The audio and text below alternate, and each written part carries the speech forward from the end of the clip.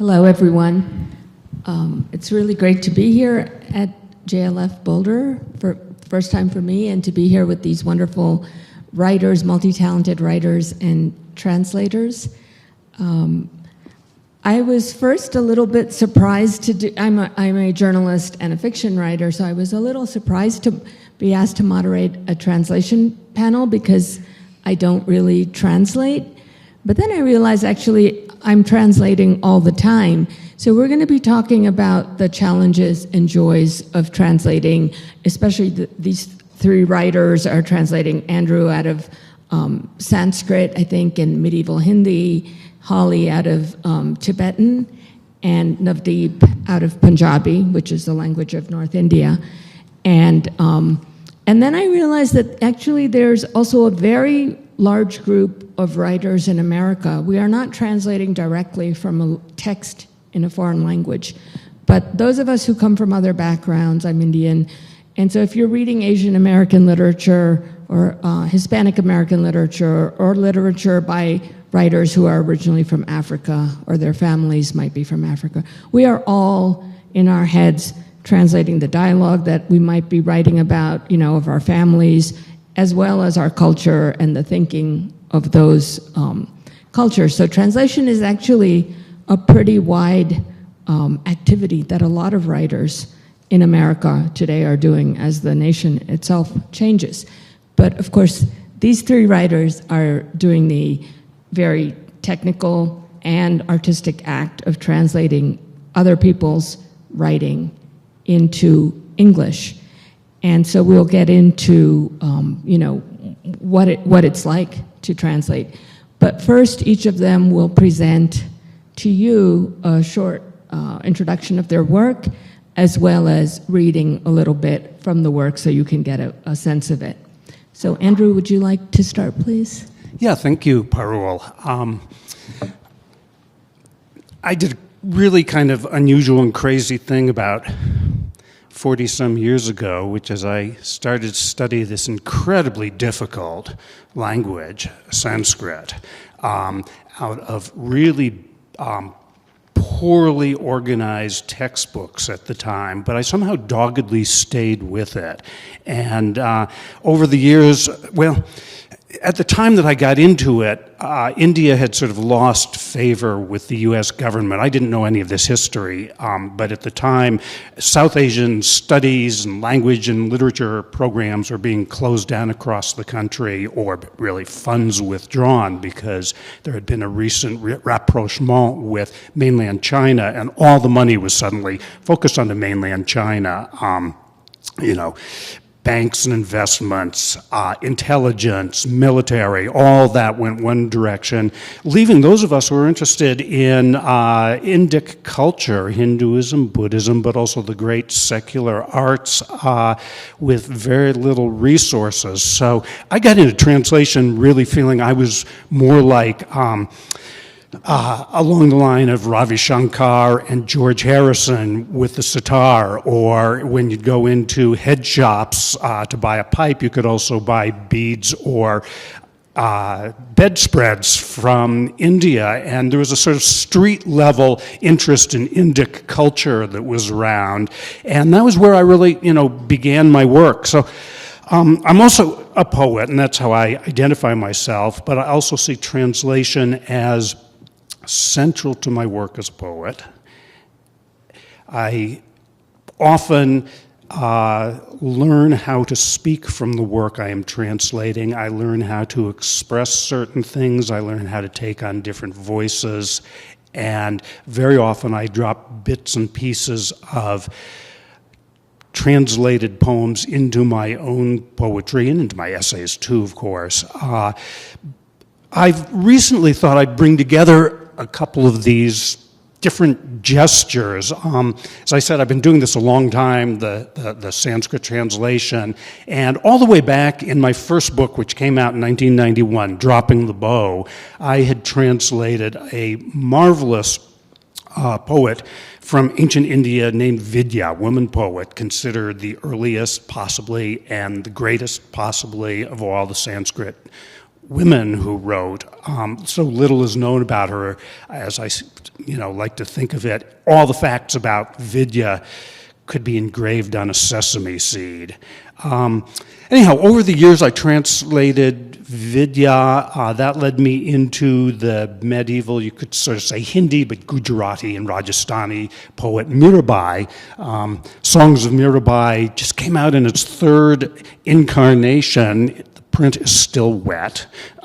They have copies of it out there. But recently I've gone back to Vidya in particular and thought that I would do something that her culture was comfortable with, which is that you take a poem by another person and you write a response to it. And so I decided to retranslate some of the poems of hers that I liked the best and write responses. And I didn't want this to be programmatic, so I have given myself some gaps between the new translations and the poem that responds to it so that they wouldn't be, by rote or all sort of fit in the same way. I'll begin by reading the first one that I tried to do this way. I call this The Garden. It's going to begin with a poem by Vidya from the Sad Uktikarn Amrita, and then followed by my response poem. The Garden. On makeshift bedding in the cucumber garden, the hill tribe girl clings to her exhausted lover. Bright arms circle his neck, her thighs still chafing with pleasure. She folds softly against him. A bright bare foot now and again jostles a shell necklace that hangs from a vine on the fence, rattling it through the night, keeping the jackals off. The jackal, India's Pairava, shreds with its baying the darkness. It roams a niche like America's coyote, travels the night, skirts villages, drops into fallow fields with a twitch. Canine of in-between lots, unpruned hedges, overgrown ditch. Night is obscure. Bright love circled by shadow. We have one another, Vidya says, to make it through one fragile lifetime.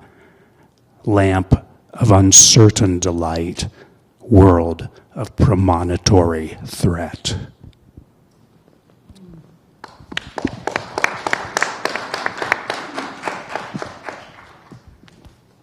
One of the things that's fascinating me about some of these old Sanskrit poems and the anthologies that have kept them alive is how fragile they've been. And that poem, I found in an anthology that had been edited and published by Harvard University Press from a manuscript that had long ago disappeared, but before most moderns would have known anything about it. And this manuscript was found in a barn attached to a small monastery in Tibet in the 1930s. It was found twice, once by Rahul Sankrityayan, sort of often thought of as India's earliest travel writer. He managed to photocopy, make photographic plates of this anthology. And a few years later, the Italian explorer Giuseppe Tucci came across the same manuscript, also photographed it, and the manuscript has not been seen since.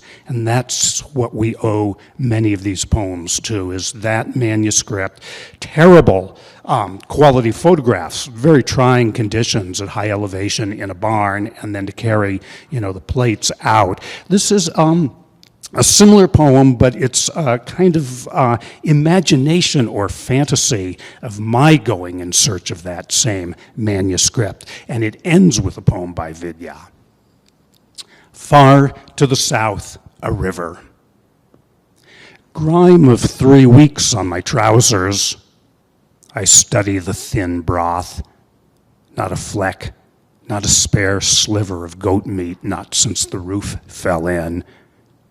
The codex, bring it here. Rock-strewn ravines, chill moss by the falls, sharp cliffs with ravens, each took a week from my life. The horse, a wash shred of leather over sharp ribs. My lips burn at the touch of water. But we did find the stone ramparts, the tower hidden by cloud, strung with 1,000 colorful flags, and the bronze bell like nothing I'd heard before. The mountains dark. And I've come to see a book. She places the collection before me, a range of steep poems flourishing her blue hand. A man came through. He carried many things, plates of photographic glass, copying pages, then packing the mules with straw. We watched him climb the South Pass to the outside world. Things as they are, she said, are everywhere present right now. It's so simple, nobody gets it. Just go through the gates of perception. No one has seen Vidyakara's manuscript since the 30s. An uncertain oracle brought me here. I undo the leather cordage, turn the brittle foxed pages carefully. The poem I want is not hard to find, set in a drainage never visited, far, far to the south. Green interlaced tendrils twist over the current, a place where white sand banks the river, the breeze is soft. Water hens piping, they pipe brightly in the mangrove thickets. Who made them? Murala River, tell me how these glens came to be. Where sheltered, we give to our lovers all that's desired, happily, always, freely, in the translucent stream of it all. Vidya from the Subhashita Ratnakosha.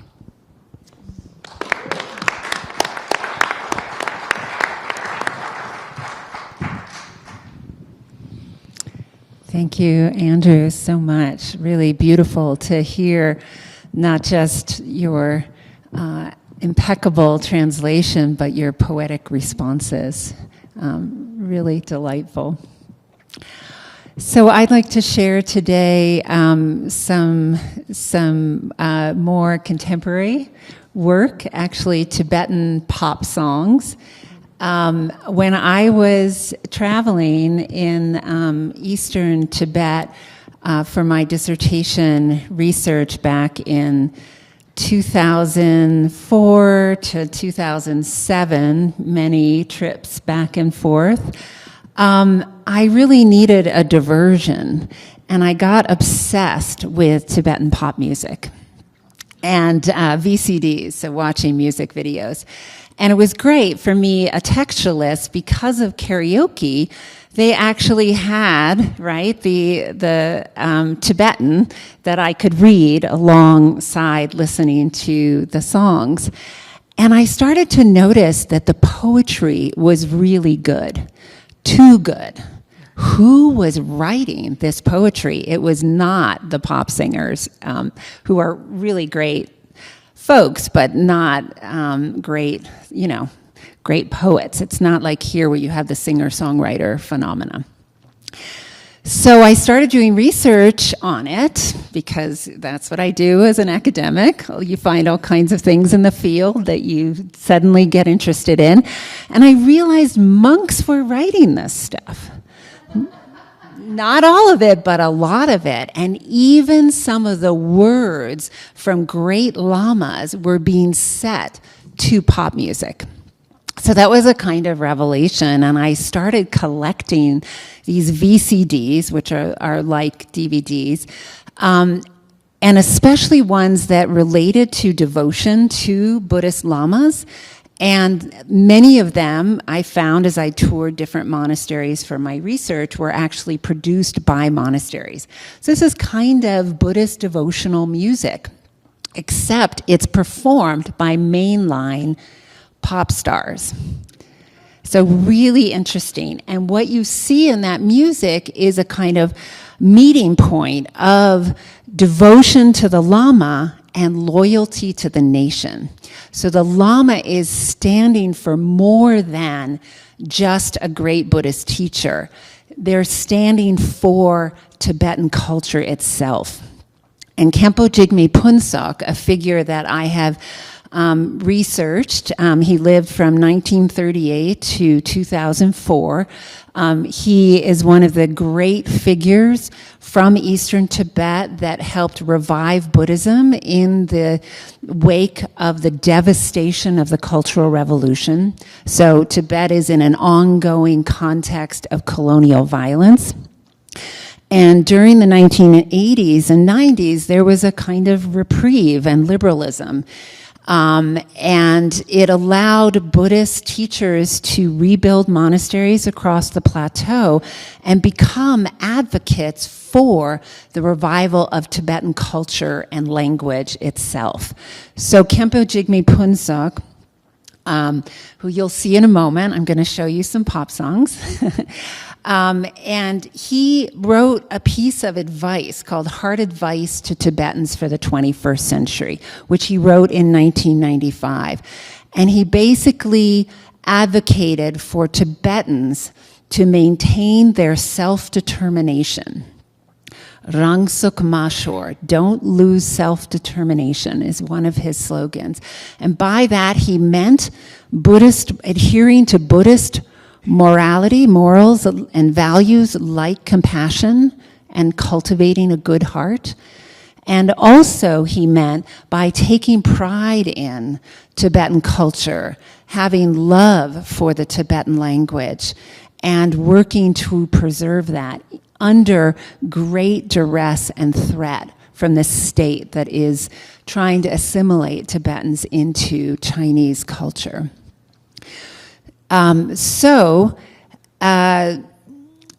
want to, I chose these two selections of these videos I'm going to show you because they basically took place when I arrived in the area. Khenpo Jigme Phuntsok had just passed, and so songs eulogizing him were pervasive. And these music videos are things that people show in their homes. They're things that you see on buses and restaurants. They're kind of all pervasive. And one of my questions, research questions, was how is Khenpo Jigme Phuntsok's advice getting out there? Because this thin text that I'd found came in and out of publication. Most Tibetans don't read. It's very difficult to read literary Tibetan. And I realized pop songs was one of the mediums by which his words of advice were getting out there, but also that his words of advice were being venerated. So I thought for this session on the legacy of words, I would show you two sections of pop songs that are missing his advice. In other words, missing and longing for the oral transmission from the older generation, from the time before 1950 and the Chinese communist invasion of Tibet, of the wisdom of Buddhism from so many centuries since, the 7th and 9th century when Buddhism came in Tibet, right? So the longing for his advice is longing for cultural continuity itself. So maybe we can show the clips and you can see for yourself.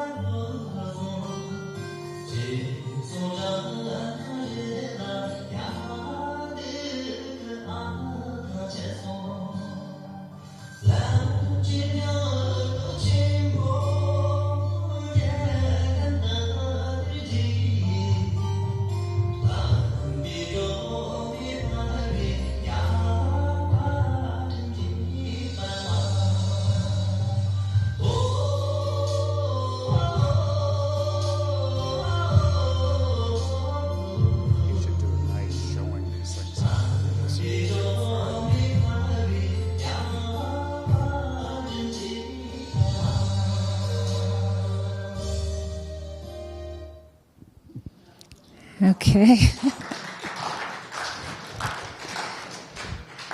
So you saw Kunga and his very famous song Yide Cho, Heartbreak, and Sherton, his song Elegy.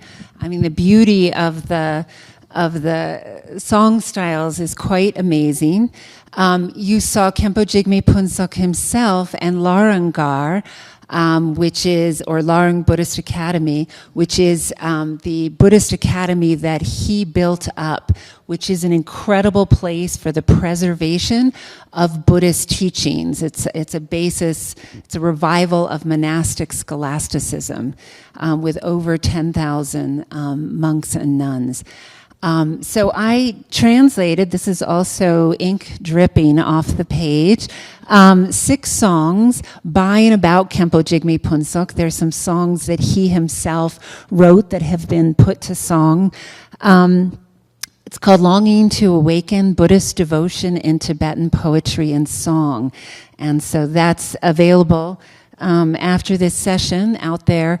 With a beautiful interview by Khandro Rinpoche of Mindro Ling lineage called Devotion and Discernment, and also an amazing essay by Lama Jop on a Tibetan theory of translation using the Bardo teachings. So, over to you, Navdeep. Thank you, Holly. Your rendition of the songs remind me of the very, very popular Bangalore-based musician Raghu Dikshit, who has turned a 17th century poet's poetry into rock music with a very high energy band that we've had the privilege of seeing. I kind of stumbled onto the area of translation largely under instigation from my mother.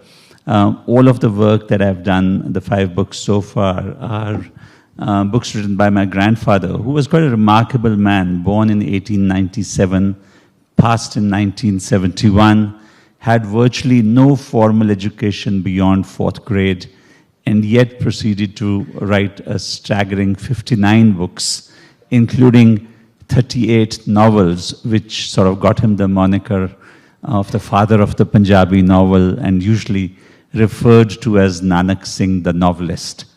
But before, and the last 2 books that I translated are these real classics that he wrote on the partition. He was based in Amritsar, barely 15-20 miles from the new border as it was coming up. And the 2 translations, first one, Hymns in Blood, is set in an idyllic little village in what is now Pakistan, and how communities that have lived together for generations are rent apart by the waves of communal violence. The second one, A Game of Fire, is the sequel, which is set entirely in Amritsar. Before that, the last one that I translated, and because we've been talking about poetry, so I thought maybe I'd go back to that first. In 1919, in the city where we were born, Amritsar, there was this infamous massacre by a gentleman called General Dyer. There was a crowd of about 20,000 unarmed civilians peacefully protesting against a particularly nasty piece of legislation, which was then called the Rowlett Act. These people were there to protest against it, and General Dyer brings in Gurkha and Baluch troops, and without any warning fires into the crowd. Close to 1,000 persons were killed, and about 1,500 were wounded in barely 15 minutes of firing. My grandfather, then a 22-year-old, had gone with 2 of his friends to the protests. Both his friends were killed. He himself was knocked unconscious in the stampede that ensued. And he survived, traumatized, recovered. And in early 1920, he wrote this ballad called Khooni Vaisakhi, which literally means, Khooni means bloody. And Vaisakhi was the festival, which was the day of the harvest, festival in Punjab at that time. And it was promptly banned by the British because it was seen as very seditious, and all copies were confiscated. And the book was lost to us for the next 6 decades until my father, a publisher, happened to find it by utter coincidence. And he republished it in 1980. And then to mark the centenary of the Jallianwala Bagh massacre in 2019, I translated it. And later at the JLF at the British Library in June 2019, we had a session about that particular episode. The poem itself is almost like a chronological account of events during that first fortnight of 2019, starting with Mahatma Gandhi's calls for protest against the Rowlatt Act to the actual massacre and its aftermath. I'll read a short section which is a description, quite graphic, quite vivid, of the scene of the firing itself on the 13th of April. 5:30 sharp, the clock had struck. Thousands gathered in the Bagh, my friends. Leaders came to lament the nation's woes, taking turns to speak out loud, my friends. Voiced grievance, hardship, anger, sorrow, saying no one listens to us, my friends. What can we do? What options left? Can't see any ray of light, my friends. Those words forlorn they barely voiced, came soldiers thundering down, my friends. At Dyer's command, those Gurkha troops gathered in a formation tight, my friends. Under tyrants' orders, they opened fire straight into innocent hearts, my friends, and fire and fire and fire they did. Some thousands of bullets were shot, my friends. Like searing hail, they felled our youth, a tempest not seen before, my friends. Riddled chests and bodies slid to the ground, each one a target large, my friends. Haunting cries for help did rend the sky. Smoke rose from smoldering guns, my friends. Just a sip of water was all they sought. Valiant youth lay dying in the dust, my friends. That narrow lane to enter the Bagh, sealed off on Dyer's command, my friends. No exit, no escape, no way out was left, making Bagh a deathly trap, my friends. A fortunate few somehow survived, while most died then and there, my friends. Some ran with bullets ripping their chest, stumbling to their painful end, my friends. Others caught the bullet while running away, dropping lifeless in awkward heaps, my friends. In minutes, the Bagh, so strewn with corpses, none knew just who was who, my friends. Many of them did look like Sikhs. Amid Hindus and Muslims, plenty, my friends. In prime of their youth, our brave hearts lay, gasping for one last breath, my friends. Long hair lay matted in blood and grime. In slumber deep, they sleep, my friends, says Nanak Singh, who knows their state, but God, the one and only, my friends.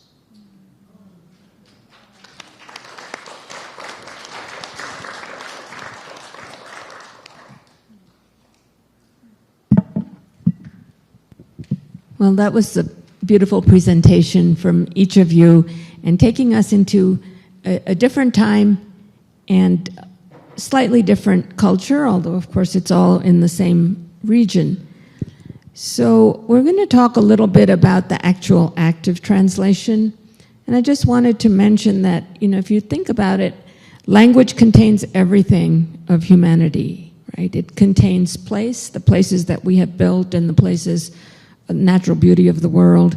It contains history, it contains culture, the way that each society develops its language contains the psychology of the culture, it contains the particular ways that society thinks. So there's a lot that goes into just a simple word. And I was wondering if each of you could speak, maybe this time we'll start with you, Navdeep. The translator must bring the culture of the source language into the translation. Because the readers of the source language understand they have a common culture, but the readers, like who are reading in English, don't have that common culture. So I was wondering, how do you tackle the challenge of translating culture into a story or poem, or just, translating a different era? There might be ways of thinking. How much attention do you pay to the thing outside the word itself? And sometimes even nouns are difficult to translate, right? Because you have pieces of clothing that don't exist in Western culture. You have, I was thinking of the Indian chula, which is a stove made out of clay. So if you say stove, people might think of an electric stove here. So there's so much complex thinking that goes into translation. So can you just talk even generally about some of the challenges you found in translating into English? Yeah, so it's hard. And you struggle. And, one of the classic novels that my grandfather wrote, I tried my hand at it, and I gave it up. I said, I cannot reasonably do justice to it. I do not have the competence. I do not have the capability, at least at this point of time in my journey in translation. And the reason why I was defeated so early was that the two principal characters in the book. One is the sort of the village drunk, who is a very endearing character, and every paragraph he uses a one-line proverb to illustrate whatever he wants to say. And that proverb is so deeply rooted in the soil. It'll take me a page to translate and explain what that one line is if I want to give it any context. So, Andrew, if you have any ideas for me, please share, because I was defeated. And the second, and this was remarkable about my grandfather's courage as a writer, that writing this book back in 1930s, he talks, the villain of the book is actually the head priest of a Sikh temple, of a Gurudwara. And to justify his evil actions in the book, he always uses a quote from the Sikh holy scriptures. And I felt I don't have either a deep enough understanding of the scriptures or even the courage to use it in the way it had really been used to pour scorn, really. These two books, I won't say they were easy, but they were easier because, they're set in an urban setting and they are things that you can convey relatively more simply. But I'll read out a short passage of perhaps the joy of translating because of the kind of characters that my grandfather would contrive and the kind of descriptions. This one is about a guy called Khidya, who's kind of the manservant in the house. So it's a short description of this gentleman. Khidya had been working at Satnam's place for about 15 years. He came from a village in the hills of Kangra and was around 35 or 40 years old, somewhat short in stature, but quite brisk when it came to disposing of his chores. He had a bit of a squint in his left eye, which could be quite disconcerting when he looked at you. A large part of his head resembled a barren desert, with some unruly tufts of spiky hair guarding the periphery with the menacing profile of a cactus bush. His mustache had a similarly sparse appearance, but here's the strange thing. it wasn't the will of the Lord that deprived Kanhaiya of his fair share of facial hair. The responsibility for this unfortunate outcome rested squarely on his own shoulders. You see, as he made the transition from youth into middle age, he became completely obsessed with any white hair on his visage. He'd look for the slightest opportunity to position himself before a mirror, tweezers in hand, and a determination to pluck every single one, to uproot the evil from its source. But nature has its own rules, and the results turned out to be quite contrary to his expectation. For every gray hair that he removed, 4 new ones poked out, glistening mockingly at him in the mirror. Not that he was in any mood to relent. The battle continued for months and ended only when he had lost some 3/4 of his mustache and left his upper lip looking like a scarred battlefield.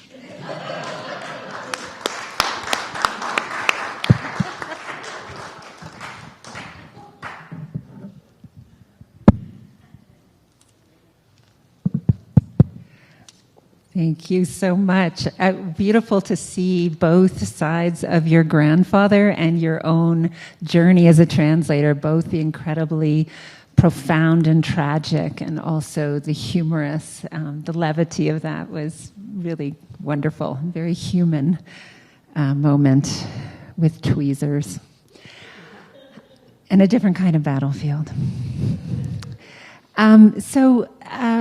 Parul, your question, I've thought a lot about, first of all, the difference between literal and literary translation.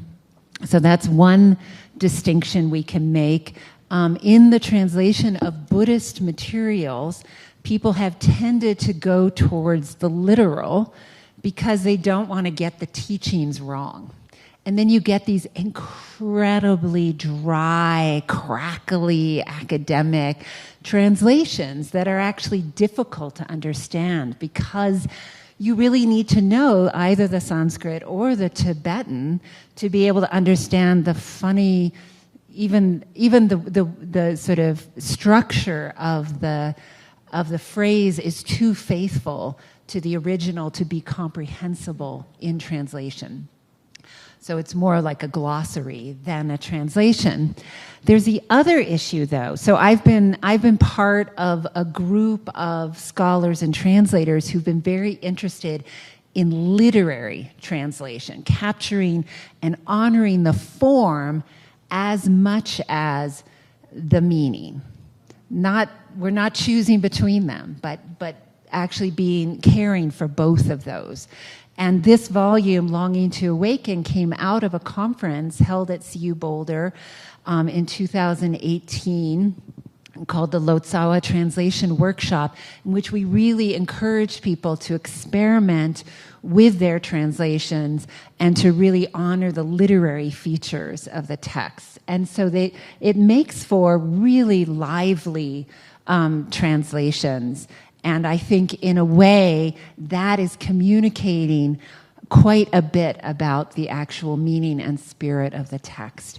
But then you also raise the issue of the translation of culture. And I call this cultural translation. So how do even terms themselves get translated?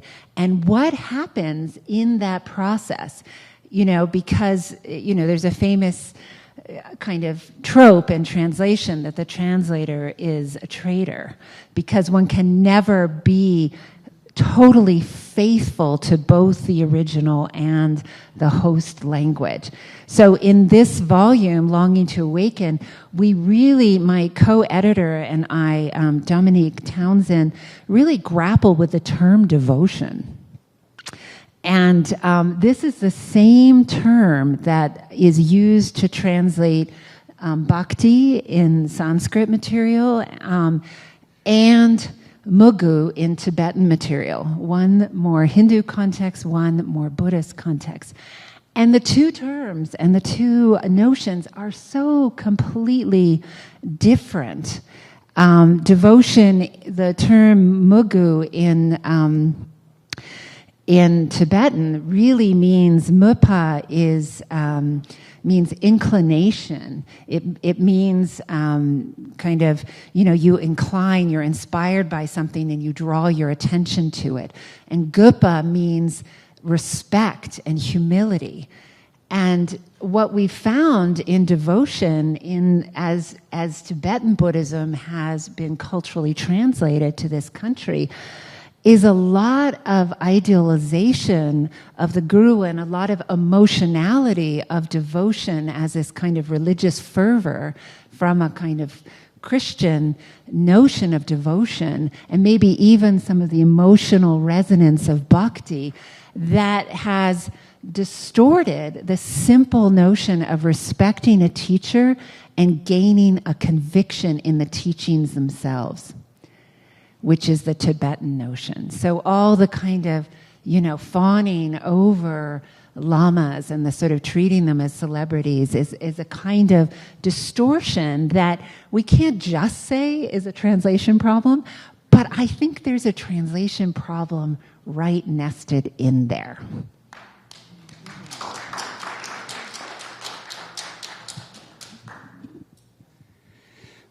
Parul, you did ask the question that every translator spends your life wrestling with. What is translation? How do I do this? First of all, when you translate between two languages, you leave the original completely behind if sound is what the poem is about. My students will know that I like to always mischievously say, who said a poem is about meaning? That's a hoax put over by the English departments. That gives critics lots of, meal to grind in their little mills. But I think there's so many elements to any kind of literary production, to any kind of writing. Some of it's cultural. I always want to keep track, word I've gotten from the Sanskrit, of course, which all of you probably know, but rasa, the sort of emotional territory of or maybe the bedrock emotion that is brought forth by a work. And how do you find that? How do you make, let's say, a literary piece in our own language that carries or conveys or holds in some way the emotion the original has? And that's why literal translations so often fail, is because they don't have the music, they don't have the lightness, they don't have the dance, or translations that might be bristling with footnotes, as you mentioned, articles of clothing or a particular design element. I did do a book of Sanskrit poet Bhartrahari where I put in a botanical glossary at the back, because there are so many flowers, trees, even timber, all sorts of sort of very culturally specific botanical events, species that aren't known to North American audiences. And often those have meaning because they've got color or fragrance or a usage, as perfume or adornment or decorating the dead. Trees have various heights, and then a lot of those trees, flowers, plants also have mythologies associated with them or cultural lore of some sort. So I think this, translating gets harder with each book you do. It doesn't get easier. It's not as though, it's like you begin to discover all the questions that I never even thought of the first time around. And so it's really, you're making it up all the time, and I think every project has its own very specific challenges, delights. There are two definitions of poetry that I like, and they're antithetical. Okay, so the first is Robert Frost. He says, poetry is what gets lost in translation. Right? So any poet or translator who stumbles on that, that's the first stumbling block. It's not possible. You can't do it. you're going to just lose whatever is there, whatever life is there. It's now going to be a corpse. Personally, I usually prefer, but not always, Octavio Paz, the great Mexican poet, who said, poetry is what gets translated. Think of the difference in, the views of what a literary work is between those two. It gets lost in translation, or it is what gets translated. The words don't get translated, the sounds don't get translated, the rhythmic patterns don't get translated, the cultural values may not even get translated. What is it that comes through? We don't know. This is like talking about God or something. We don't know. How do you get to that? I'd say the guiding part of yourself, your heart, your emotions. I'm not a universalist. I don't believe like we all see the same things and believe the same things and pray to the same God, and all religions go to the same definition. But I do think we all share an emotional basis that's very biological. And by focusing on those emotional realities, we can at least stay close to the spirit of the original, if not the meaning. Yeah, I think that's a beautiful note and a positive, inspiring note for translation of texts, as well as, writers like me who are writing out of other cultures. I think it's inspiring for all of us. And I think we are ready now for questions from the audience. Please wait for the microphone to come to you.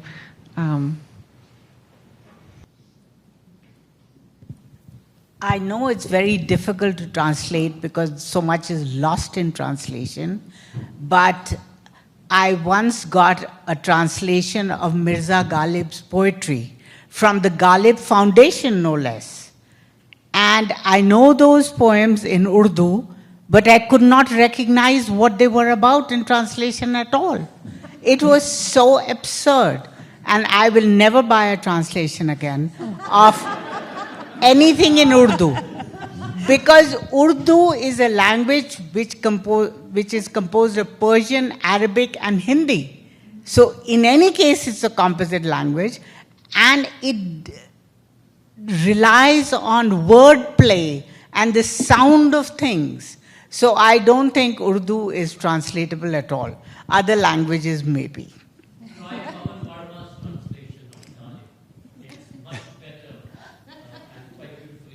I know Pavan Verma, and I hope this is better, but what I got was terrible.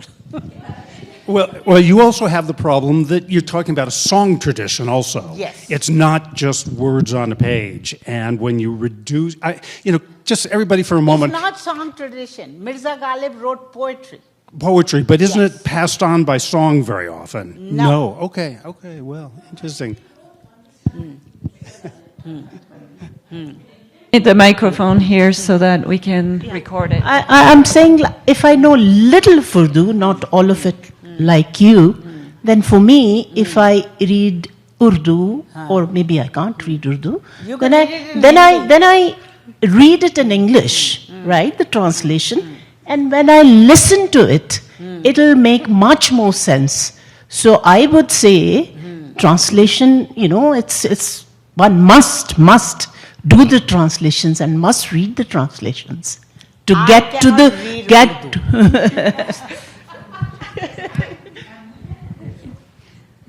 I just like to read a paragraph by Lama Jap on this very issue, because the notion of bardo is death and rebirth. So rather than thinking of translation as some kind of direct transmission, the original dies and is reborn in the host language. So this is Lama Jap. Although highly rewarding, translation is no easy task. It operates in a liminal, bardo-like zone between two languages. It is a communicative act between two separate worlds, a scrupulous dismantling of the original text is required before its substance can be transported into the target language. This is like the complex dissolution of corporal existence at the time of death. The target language itself also goes through a process of deconstruction before being reassembled to absorb the content and sometimes even the form of the original. So really interesting to think about translation as rebirth. It's not the same.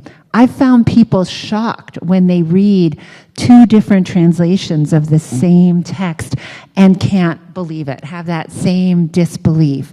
But that's part of the artistry and also maybe even the danger of translation.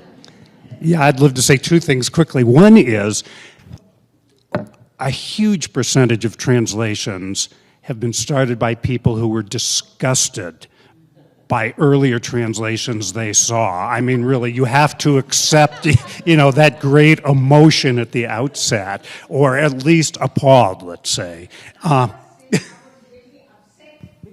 was so different in the translation. Yeah. I was so upset by the difference between the translation and the reality that I said, well, I have read Tolstoy only in translation. What am I missing here? Maybe I will never get Tolstoy at all. Well, this is so good. The other thing I want to say is that poets and novelists have learned to be very polite at these kinds of events, and they all like to agree with each other. As soon as we start getting some disagreement and, starting to bring up experiences that are appalling, this is the real work. This is what you do inside yourself. This is what we do between ourselves. So, when I was embarking on Khooni Vaisakhi, I'd never done any translation of poetry in my life. And the temptation was to do it in free verse. And then I read this wonderful book on translation. And in one particularly striking page, he had 4 versions of a translation of Pushkin's work by 4 different translators whose own mother tongue was different. And he leaves it to you to choose which one do you think is best. And I think the point that illustrates what Andrew's saying, that's where the whole notion of transcreation comes in. You are inserting some of you into the volition of translation. Maybe we can have one more question, if anyone has a question.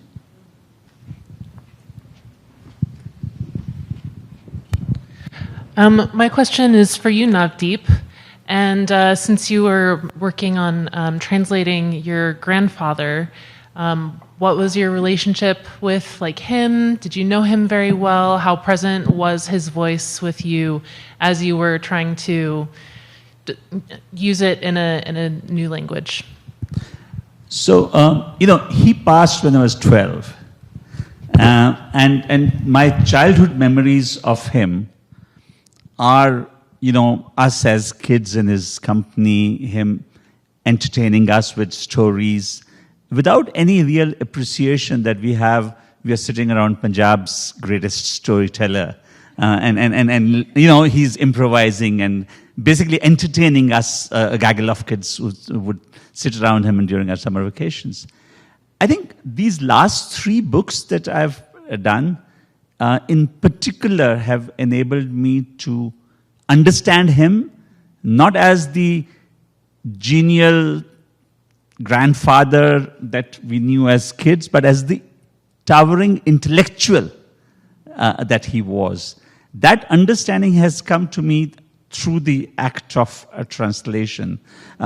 These 2 novels on the Partition, for example, for him, all of us had heard one Partition story, which was about the violence inflicted on Hindu and Sikh communities by the Muslims and because we knew the Hindus and Sikhs who had migrated across to our side of the border. Writing in 1947, published in 1948, he has the courage to tell you, the intellectual honesty to tell you, that the Sikhs were no laggards when it came to violence on the Muslims. And it forces you to accept a very uncomfortable truth. And so, whether it is his stance against bigotry, his robust commitment to a secular fabric, his opposition to caste and to superstition and to other social ills that we see, I am understanding him through his books. So to me, it's a particularly special privilege to translate him.